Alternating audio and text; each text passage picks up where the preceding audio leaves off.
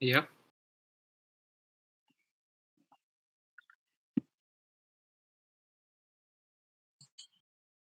You have challenge.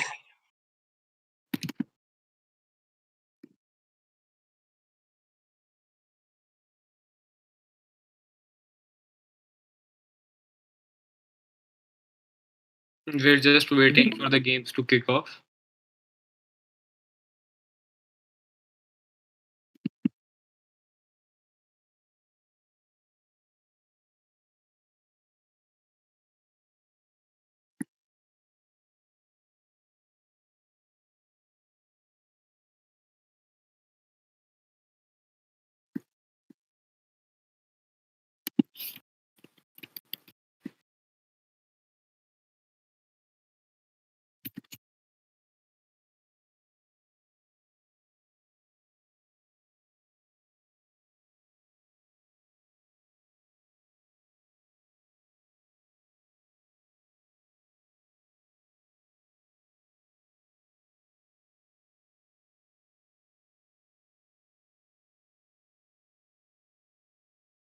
The ch- the challenges have been sent. They're just waiting to be accepted.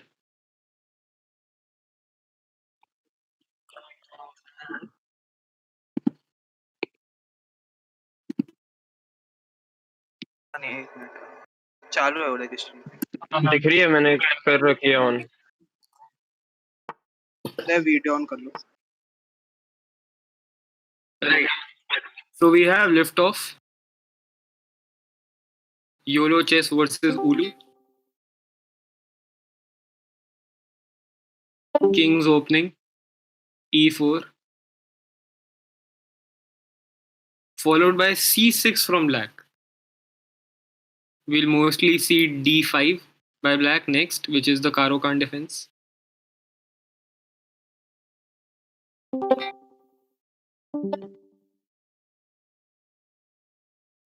He got disconnected. Okay, so there has been a disconnection in that game. So the game had to be aborted. That will be restarted, no worries. Till then, let's see if the other match has resumed, has begun.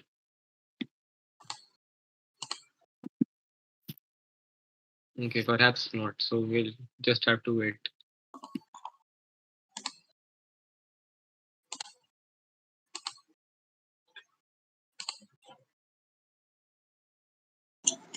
To which opponent I have to send the link challenge?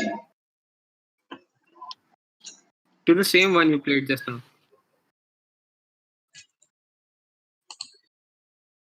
Ulu have sent the new. Do not send the new challenge, just rematch so that you get alternate colors.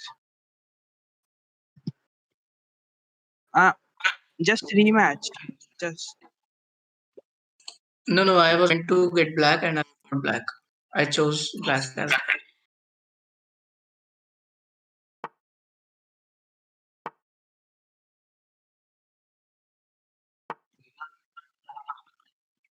Yes, so we're back from where we had left.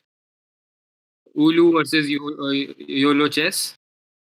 Same opening has been played. हमारा भी हो गया start.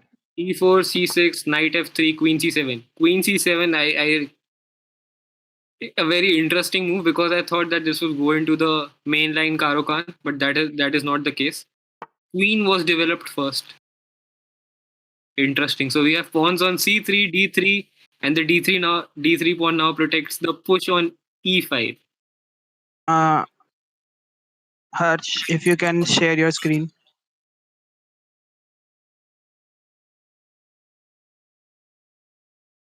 Right. So a variation of Karo Khan being played on board 1, which is YOLO chess versus Ulu.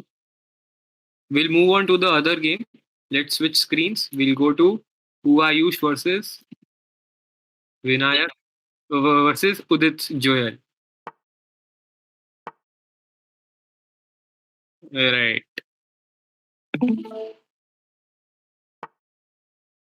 We have the Indian game.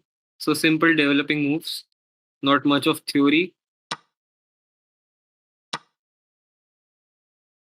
Not much of intricate theory. There's always theory in chess. If you like it or you don't like it, you cannot escape it.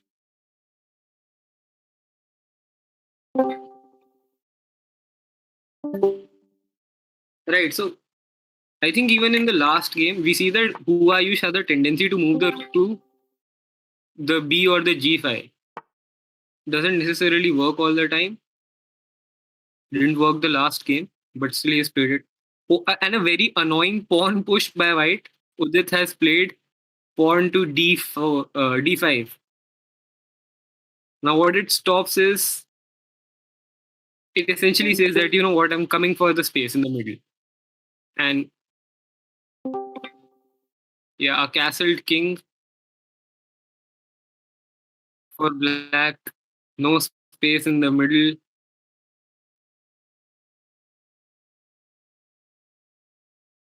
Yeah, I don't think I think black is gonna have a tough time here. Knight to c5 perhaps, because that knight cannot be pushed away from there. But is that knight doing anything there? It's probably taking care of the e4 square, but e4 is defended, so the pawn push at e4 can still be played.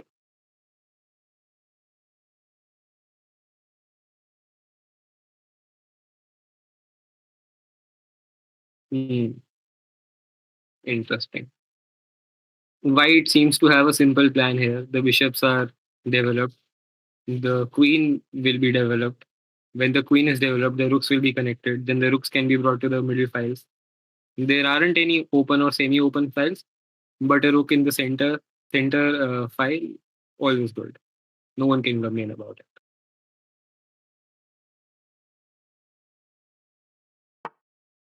Whereas black will have a tough time because though the pieces seem developed, they do not have any good squares to go to. So the fiend cathode bishop is blocked by its own pawns now, pawn pieces.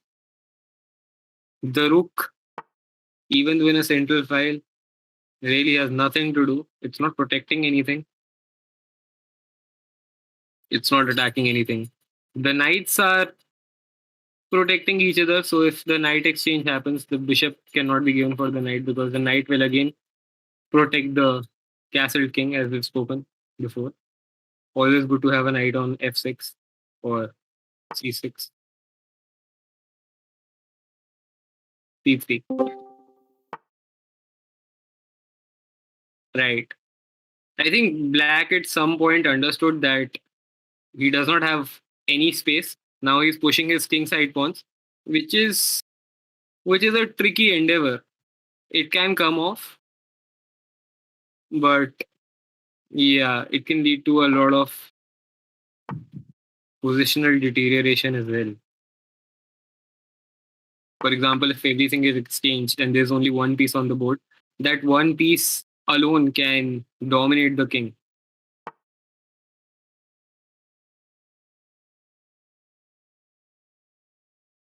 If you do not have any pawns to push in the end game, the end game isn't really a good end game because then a certain rook can come to the seventh rank, never allow the king to come into the game.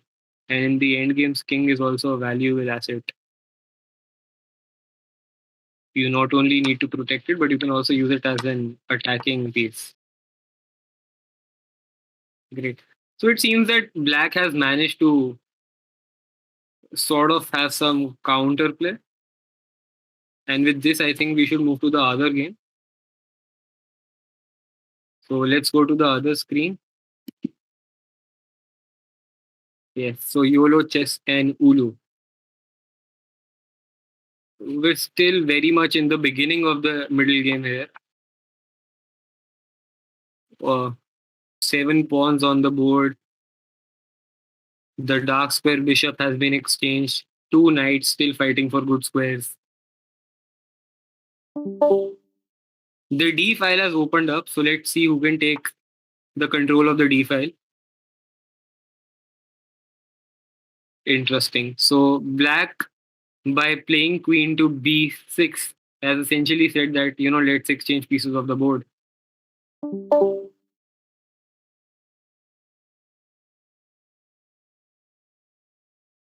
Black seems to be confident about the end game. And there is a disparity here in terms of ratings. Ulu is approximately 1450 and YOLO chess is 1750. So end game skills.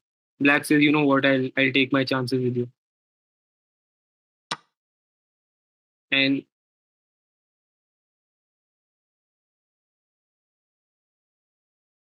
a massive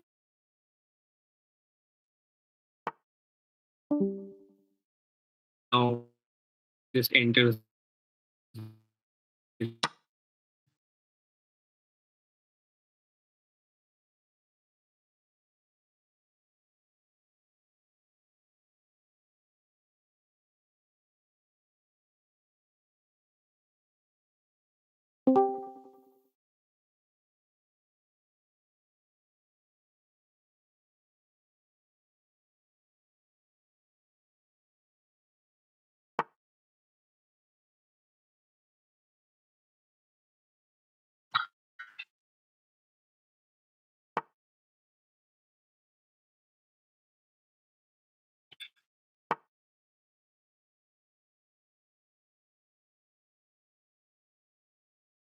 हाँ भैया मुझ भी आ रही है आपकी आवाज़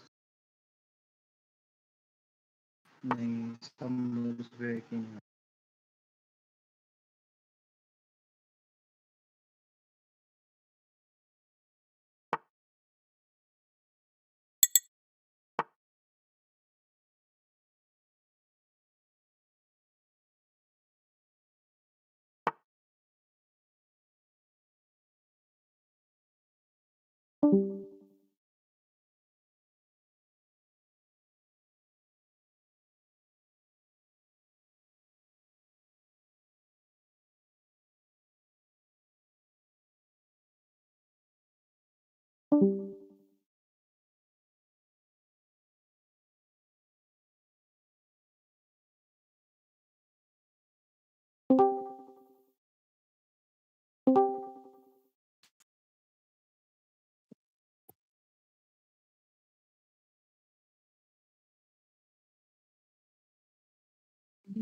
Right.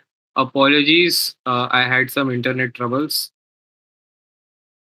Back to the games.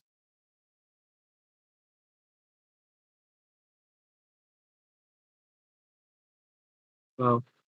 So you see, when you're playing a match instead of just a singular game, all these tactics come in. Black, who was leading 1-0, had offered a draw in the middle of their second game, but the player who was trailing, Wulu, declined the draw.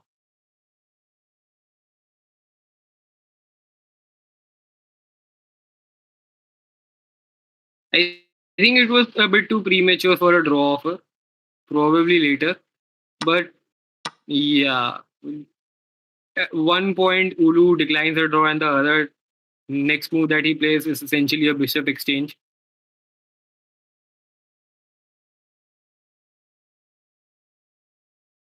Exchanging pieces probably not the correct way to go when you're trailing in a match, and it is a must win game.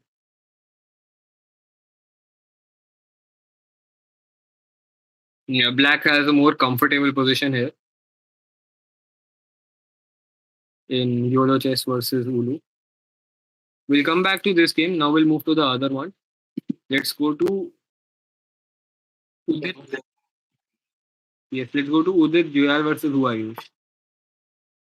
A closed game, but the pawn storm by White on the queen side will perhaps come to fruition because there's a backward pawn, not one but many in Black's structure. It'll be tough to defend it.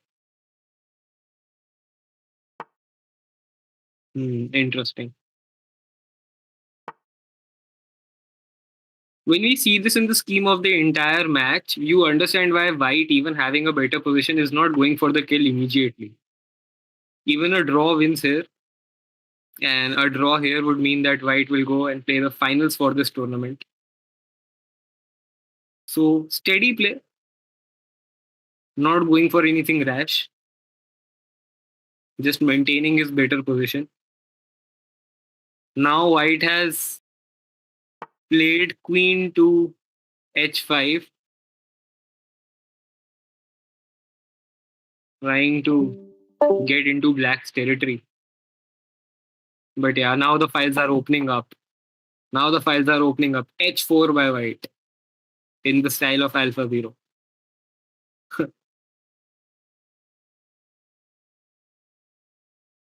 No matter what you do, one of the files is now opening up, either the F file or the G file or the H file. And white is having an extremely comfortable position here. I think now all the play here in Huayish versus Udit Jayal is on the king side. The pawns are very well placed for white on the queen side, so they're taking care of that. And finally, the move.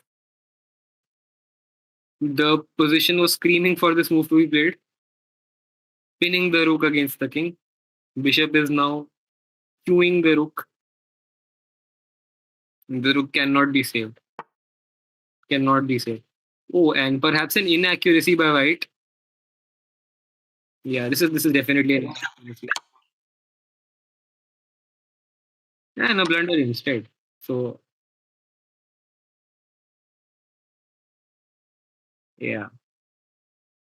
Now we were talking about the files opening up, but now they've opened up to the detriment of white because the rook was exchanged, and just as the file opened up, the king is in check by the rook on f8. And on the eighth rank, we see connected rooks. So probably the rook will now be played to f6, and the other rook will be brought into the game by doubling the rooks to f8, which can be extremely critical. Oh, and black stops the threat of queen to g6, but now queen to g6 cannot be as potent, because once you deal with that threat, that bishop is essentially useless because the bishop is pinned to the king. So you'll have a lot of time. And we're going for the oh this is just bad. This is just bad.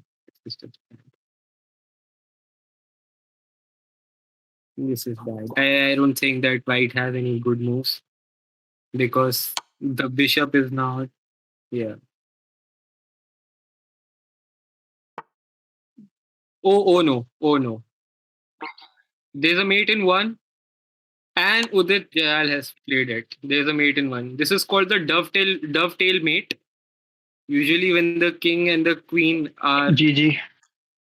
in the are diagonally put together, the king has only two squares, and those two squares were blocked by the king's own queen and the rook. This is called the dovetail mate. Yeah, perhaps black had a repetition draw there because of it. So the other match is also ended. What happened to that game?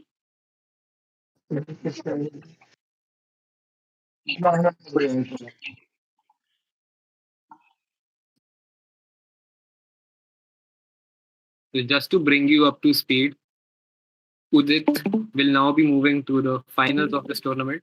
He's won this match 2-0. YOLO Chess 2 has won his other game, so a 2-0 victory for YOLO Chess against Ulu. So we have our finalists. Just some. Anush, can we have the other game on screen? Is it possible? The game that has just been concluded.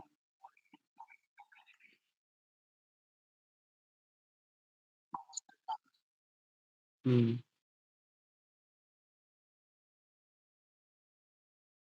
Right. So both the semifinals have ended.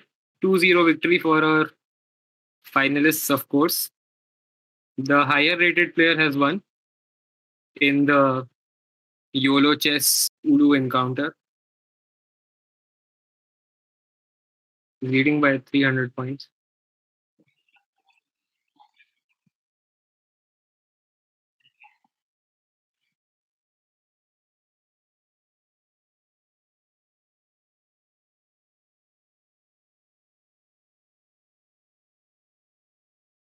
Oh, okay. So in the other game, I'm just seeing the final position and it's devastating. It's just sad. It's just sad. Black is up so much material. At some point, I think white just blundered its queen.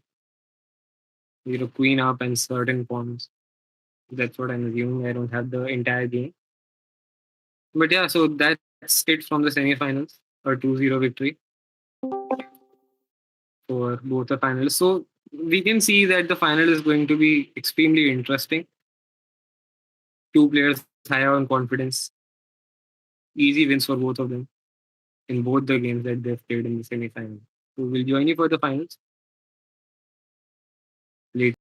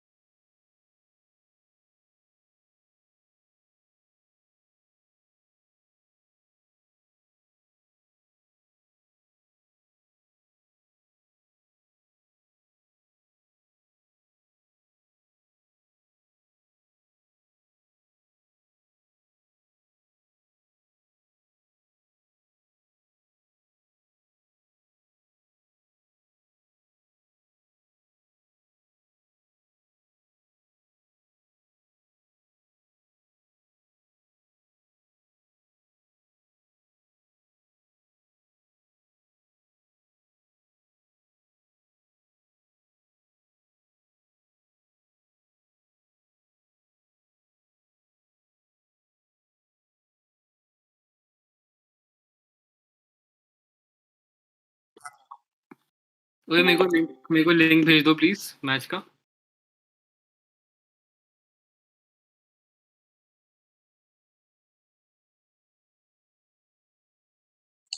Challenge आया. Have we started the stream?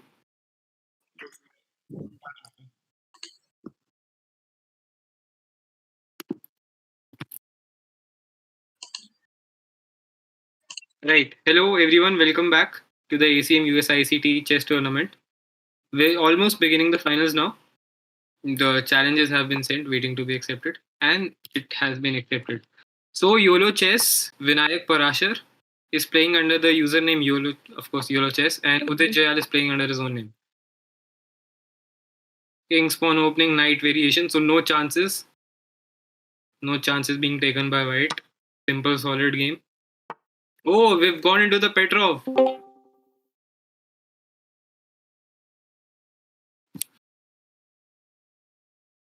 I reckon that Black must have prepared Petrov. Otherwise, Petrov is a tricky opening to play.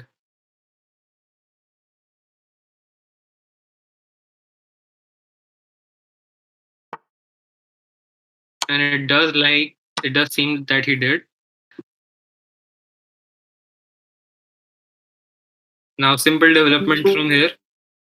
When you exchange queens in the Petrov and when you do it early, so you have the option to not castle. You can delay castling and then try to bring your king forward. So the point of this line is that you will exchange pieces to your own benefit whenever you deem it necessary, and then you bring out your king. Early queen exchange essentially means that you are trying for an advantage in the end game.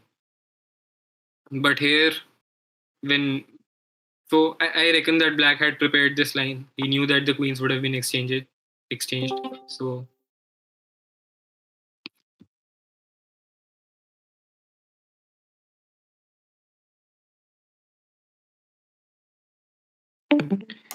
bishop to b4 played to paralyze the pawn on the d pawn, but now White just castles.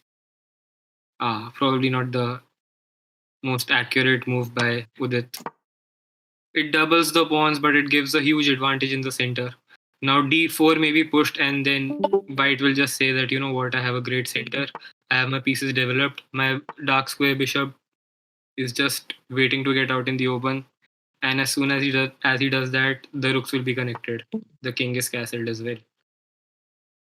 So yeah, but still no worries for Black either. Black will look to bring out the bishop.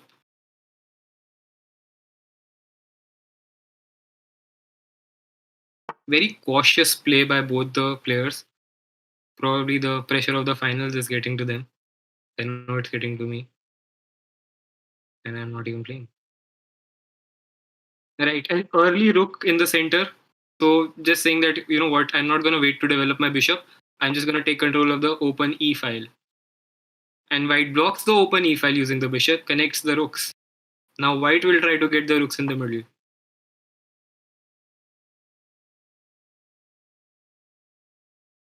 Yeah, a simple developing move. Bishop to g4.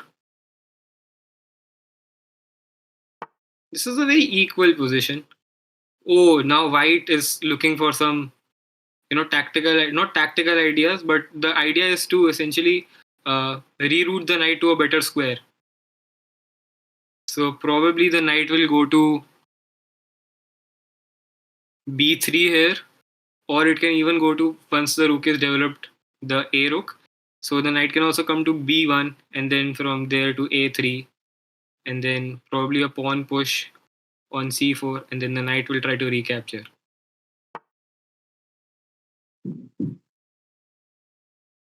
Just improving the position, not giving the b5 square to White's pieces. Yes, and the knight has been rerouted to b3.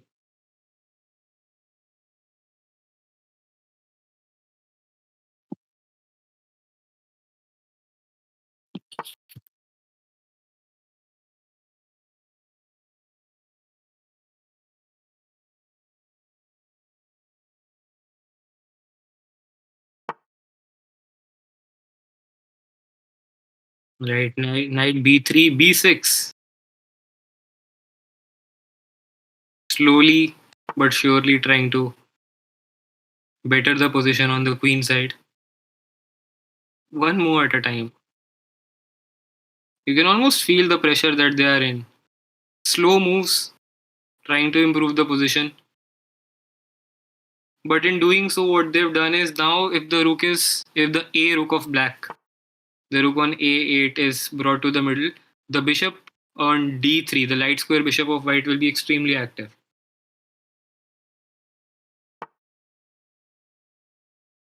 Yes.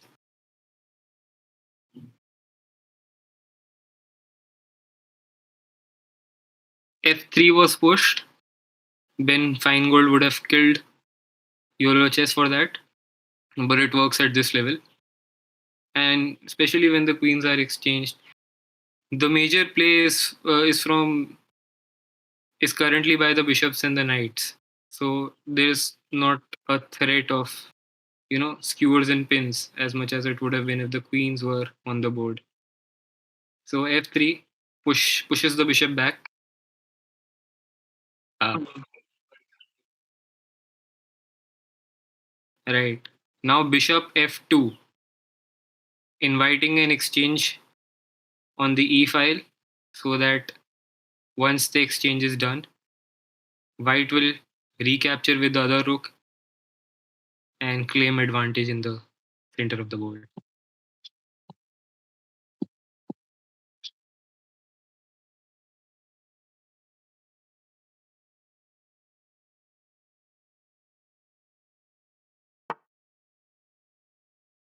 Oh, Udit pushes the A pawn. He says, you know what, I'm going to let the tension simmer. I'm going to let the rooks see each other but not do anything. He just pushes the A pawn, and now the knight will have to come back to the D2 square.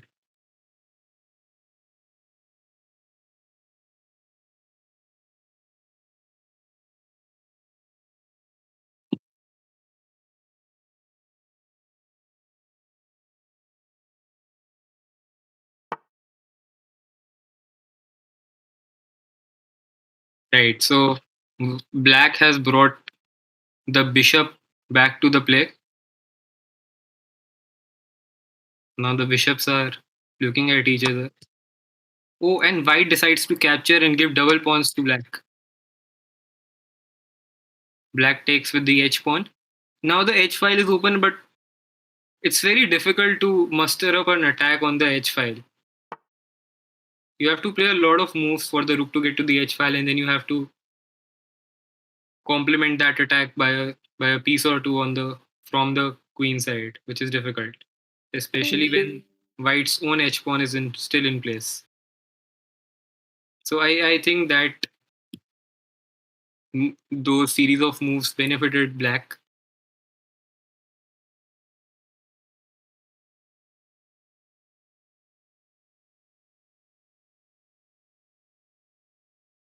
"20 moves have been played, and just by looking at the board, you can see that this came out of a Petrov or an Italian game or a Ruy Lopez, perhaps. It's just a simple E4 opening. King's Knight, probably. Yeah. Uh, Perhaps not the most accurate trade, and perhaps not the accurate.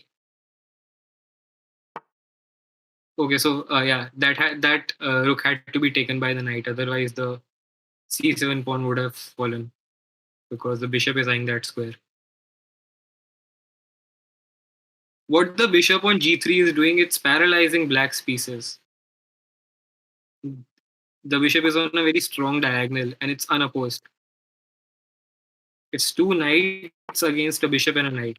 So the bishop will mostly be unopposed because there is no other dark square bishop on the board. Both players have a set of doubled pawns. White was trying to reroute the knight to b5, but that has been now stopped by black. Black played knight a7, now defending the b5 square.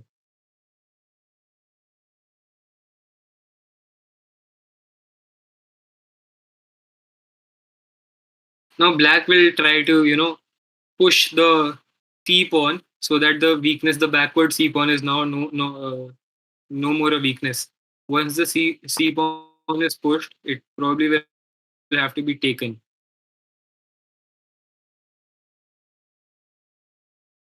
Right. So by playing rook to b1, what white has done is white is not allowing black to push the c pawn, because just if black decides to push the c pawn, the b pawn falls.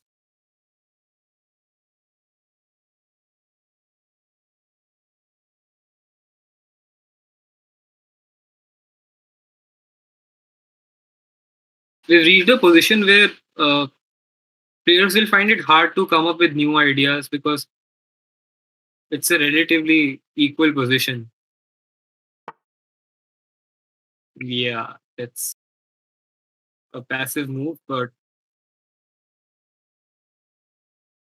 when you start seeing passive moves on the board, you can see that there's probably not much of a. Okay, so inviting a knight trade.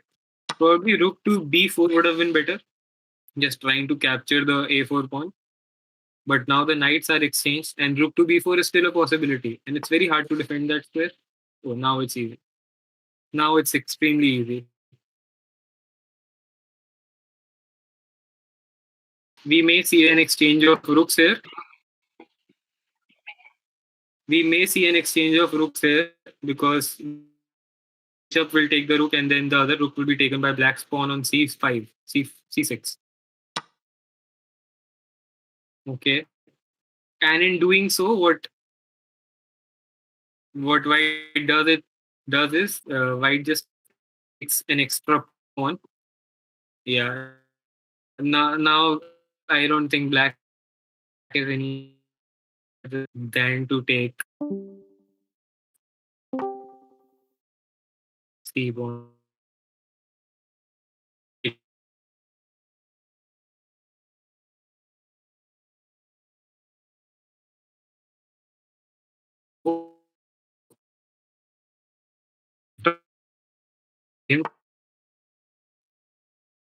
So now that was just an extra pawn for white. Just an extra pawn for white.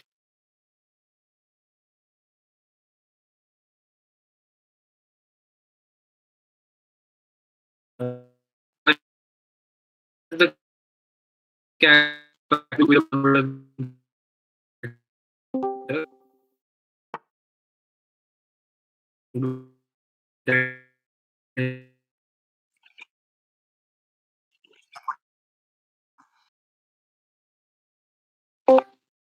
yeah, white does have an advantage here. White has an advantage. I think the move here is rook to a8. c8 works, but what do you play after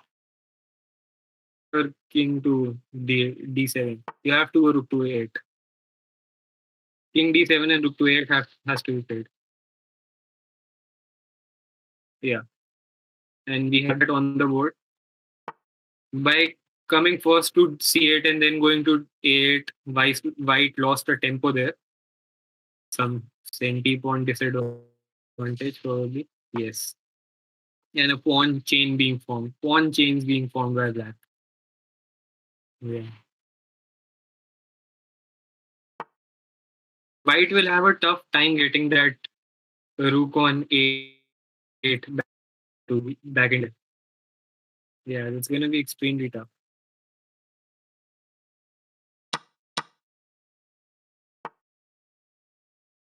Yes. Extremely tough.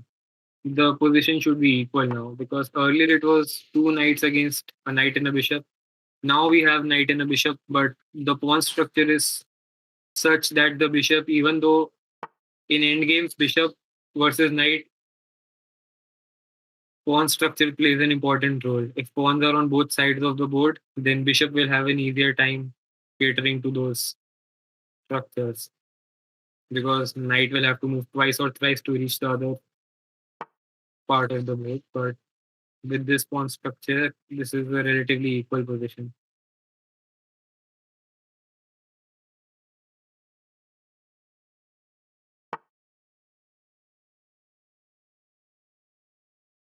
The rook needs to be brought back to white's half of the board. The rook will do nothing there. You just have to save that pawn, the c6 pawn. That can be done through, I would play, I think, king to d7. Yeah, king to d7 is on the board. And a pawn push probably g5. So they're just going for a repetition. It seems that black is happy getting a repetition and going and getting a draw with the black pieces. And then black will try to push with the white pieces in the next game. Just a reminder of the format. This match, the final match, is of 2 games, 10 minutes each, no increments. Yeah, see, so now white is in a thought because black is very happy repeating the moves, getting into a 3-fold repetition. But again, white, Vinayak, Parashar, YOLO chess. With the white pieces, you always want to push for an advantage. There is no advantage in the position, but white will always have the first move. Yeah, and black has repeated the move and has also offered a draw. So he's looking for a 3-fold repetition and a draw by agreement, both. And I think it's extremely hard for white to decline it. White may be able to play rook to h8, but then the knight on c4 is extremely strong. And with the knight jumping spaces as it does, it's very hard to counter the knight. The knight cannot be pushed away because white does not have a b or a d pawn. The d pawn has been extended and the b pawn was used to capture on c3. So the knight is just a monster knight. It cannot be pushed away. It's catering a lot of squares. Yes, and we see a draw. We see a draw. Yeah. So it was an equal position throughout the game. Not much. I don't think white will be happy because white is definitely the higher rated player. White is rated around 1750.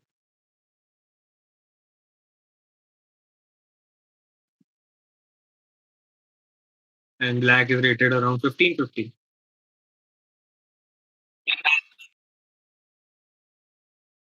Playing with the white pieces, you're always trying to get an advantage. The advantage wasn't there.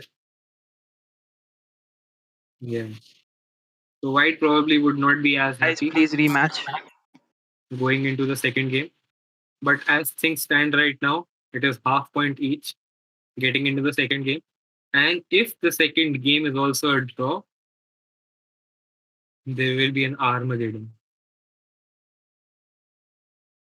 But we're quite far from that. Another game has to be played. Almost about to get into the second game of the match. A total of 127 games, I have been told, were played in the tournament. The tournament was a knockout. And the semi-final match had 2 games. Both of these players won their semi-final match 2-0. So they haven't dropped even a single game throughout the tournament. I don't think any of them played a draw in between. Yeah, but so a highly competitive tournament, as knockouts usually are, you can't have a bad game in knockouts.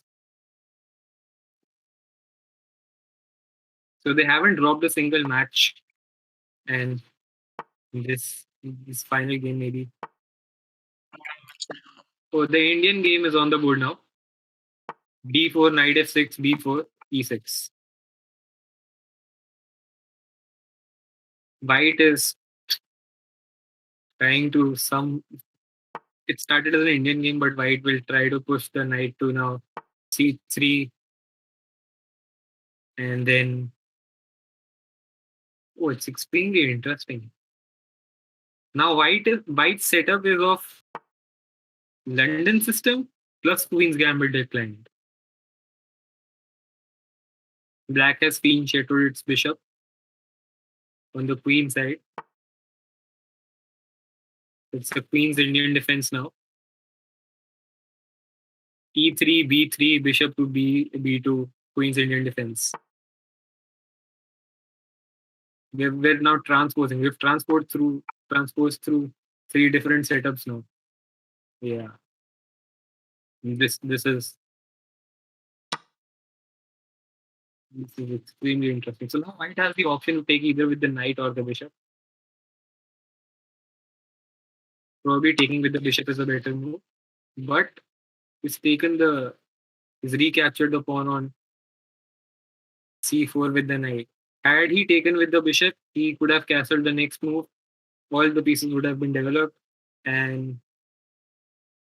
a rook would have been brought to c8. And this check would not have been possible.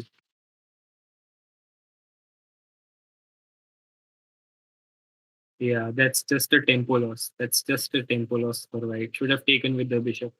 In retrospect,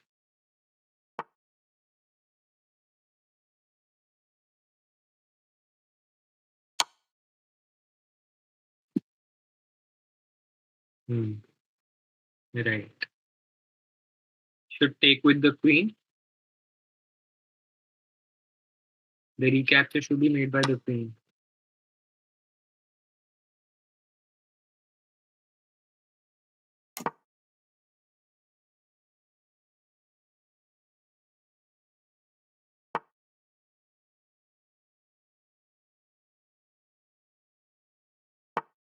And it was.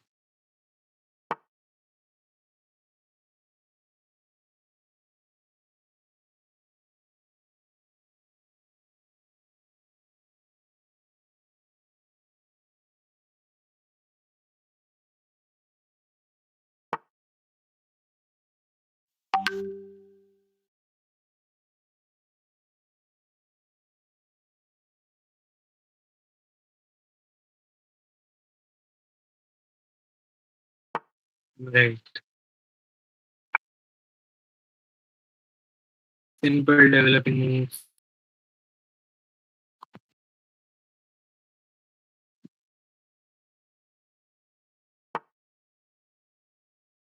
Okay. Interesting. Perhaps just moving the knight back would have been easier for black. But now that knight will always be stuck defending the other knight. And the fiend shattered bishop is not doing anything because it's blocked by its own pieces. And a very good knight move by white. What it does is it says that now my knight is in the middle. It's controlling so many squares. When a knight is in the middle, it acts like an octopus. It has 8 limbs. It's controlling 8 squares. The knight on e5 is controlling 8 squares, whereas black's knights are just trying to defend each other. A very risky pawn push by black. It's a risky pawn.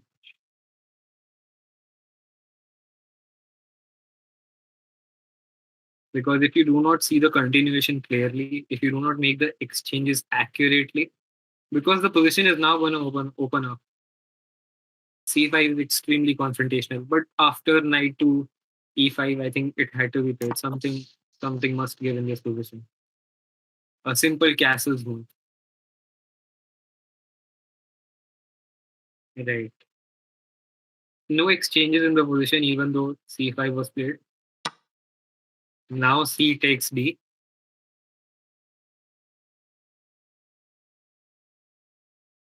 C takes d, and you have a feeling that this is just an equal endgame if the exchanges are made now.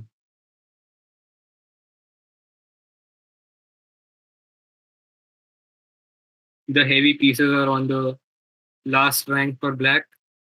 Not much to be done. White's queen, even though on a forward square relatively, it's not doing much. Right. So a relatively equal position. Black is one pawn. Black has one pawn advantage, but that pawn is just waiting to be recaptured. White must now be thinking which piece to use to recapture the pawn. And white decides to go with the pawn on E, on the E file. This may give black a long term uh, play, because now the pawn on D file, the one which was just used to recapture, is now an isolated pawn. Isolated pawns are pawns. Well, these pawns do not have any friends. They are not protected by their own. This pawn cannot be defended by another pawn. It now has to be defended by a piece. This move by black, I don't really like it, because it's not playing the position. It's just like trying to get out of this position. What black is doing, black is trying to now. We saw YOLO chess, Vinayak Parashar not making good use of white pieces. Now he's trying to get into a similar position, trying to get a draw.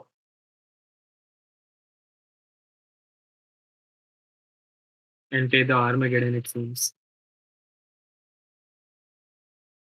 I think we'll have a toss for the Armageddon. Oh, extremely interesting.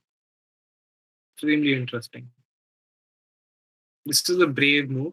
I don't think it gives anyone a certain advantage, but it's a brave move because you have to calculate it thoroughly. And to be played in the final game of the finals. Yeah, it's the second game of the finals. It's a very brave move.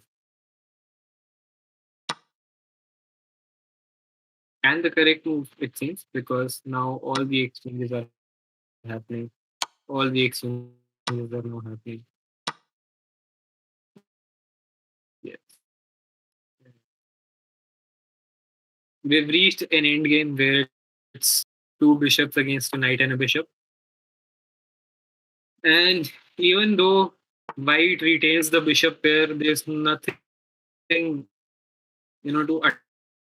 attend any weaknesses in black.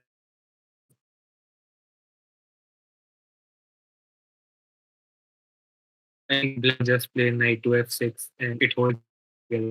Knight to f6, and you also defend the h7 square, which the white's light square bishop is now extending. Yeah, and knight to f6 has been killed.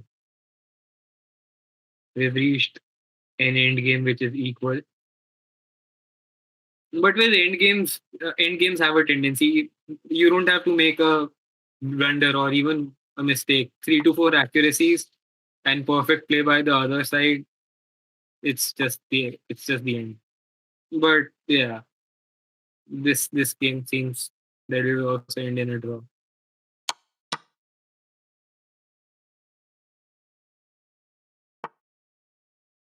Right. So white decided to exchange the dark square bishop with the knight. Now we enter into a similar color bishop ending. White also retains the light square bishop, and black also retains the light square bishop. Had it been an opposing color bishop ending, it would have definitely been a draw. I don't expect these players, they reach the finals to make blunders of that sort, but this is a light square bishop confrontation now. And this can still be tricky.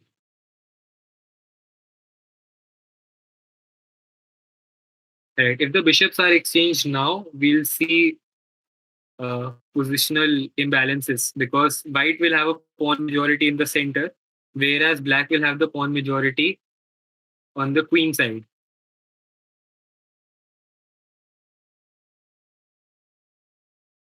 So black, I think, understands this and decides not to go with the bishop exchange.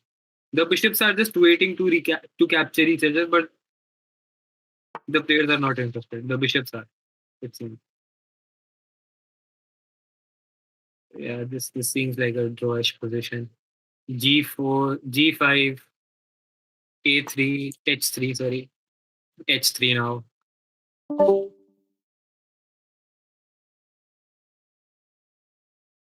H3 probably.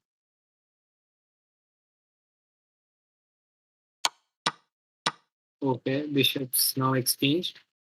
Bishops exchanged in such fashion that the pawn structure in this is a dead drawn endgame. This is a dead drawn endgame. No side has any pawn majority. 3 pawns on the king side, 2 pawns on the queen side. Each king's ideally positioned to protect both the sides. Yeah, this must be a draw. So we may have an Armageddon to conclude the final. It's interesting because I think the correct move here, if I'm not wrong, the best move or the easiest best move, because chess has a lot of alternatives, was b4 by white. H3 can be played anytime. That was never an issue. But if you had played b5, that would have ensured a draw there and then. Because black was not in a position to move any pawns. Now black may try to. If black wants a draw, then b5. If black is visually thinking, then a5. And black is visually thinking. It is a5.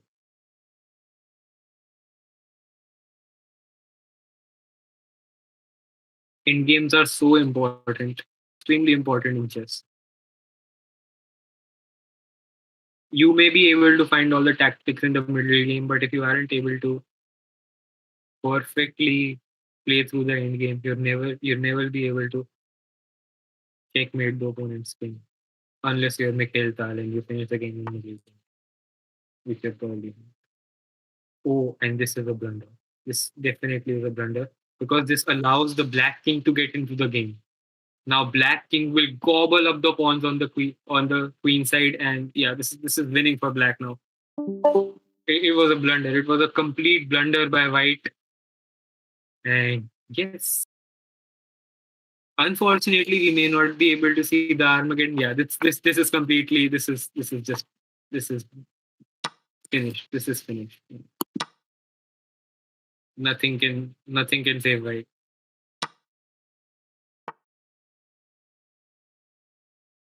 Nothing can save white. It's fine. Now you see, when white went back with the king, it allowed black's king to enter into white's camp. Oh, okay. Hold up the pawns, and yes, we see a resignation here. Whoa. We have a winner.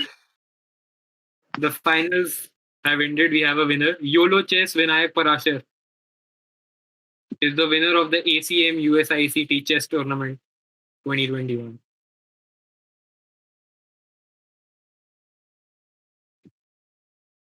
Congratulations to the opponent.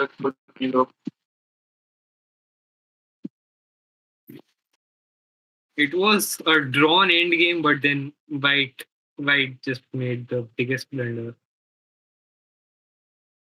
Not in terms of accuracy, but just in terms of what it cost white.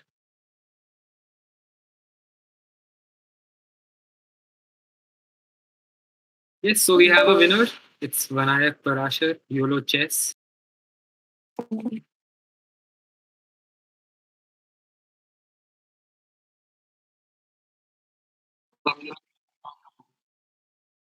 Yes, so with this, we are at the end of this tournament.